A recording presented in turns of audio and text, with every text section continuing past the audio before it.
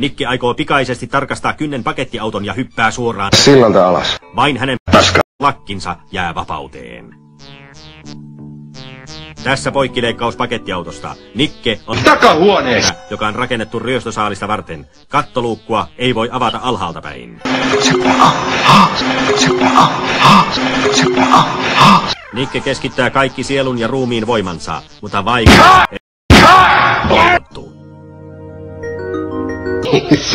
Stella hämmästyvät nähdessään Niken lakin pistävän esiin autosta.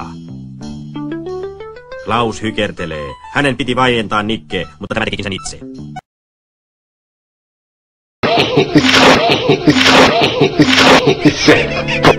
Viisi minuuttia myöhemmin soi Villa Liemen ovikello.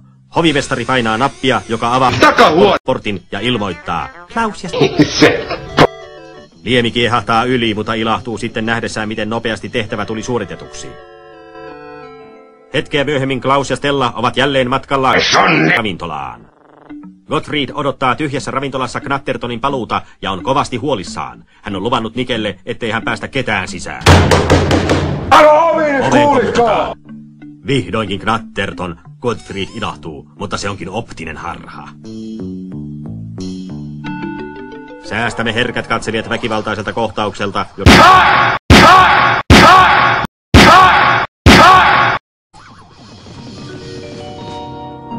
Mestari etsivä on pantu kirjaimellisesti jäähylle kylmävarastoon. Varmuuden vuoksi hän on myös saanut käsittelyn.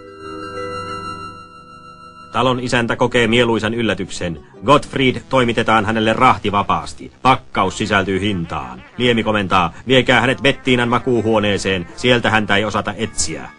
Kylmiössä Nikke tulee vähitellen tajuihinsa. Hän käsittää nopeasti tilanteen. Hän katkaisee siteensä voimakkaan sen avulla.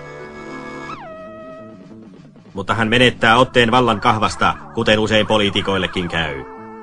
Jätämme Niken hetkeksi ja käännämme katseen Bettiinan makuuhuoneeseen. Miksi tyttö puristaa silmänsä tiukasti kiinni? Hän ei halua katsella, kun Gottfriedillä yritetään kiristää salainen resepti. Rakkaudella. Persuksin.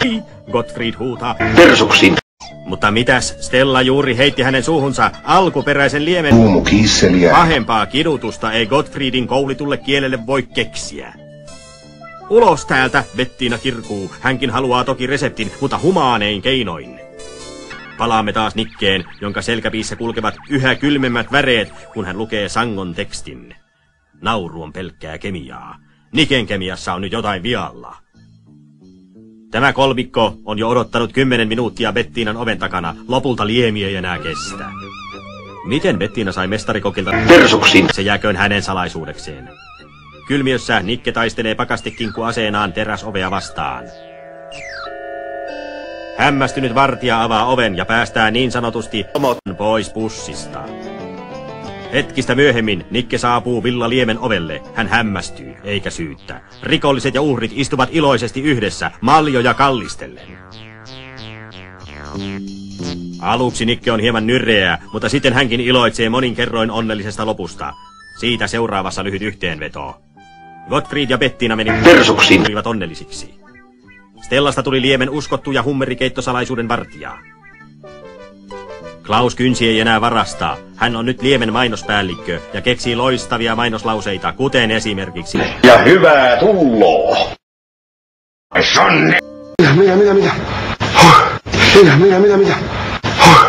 Katos nyt tätäkin kaunotarta. Hyvä. Sonne. Terve.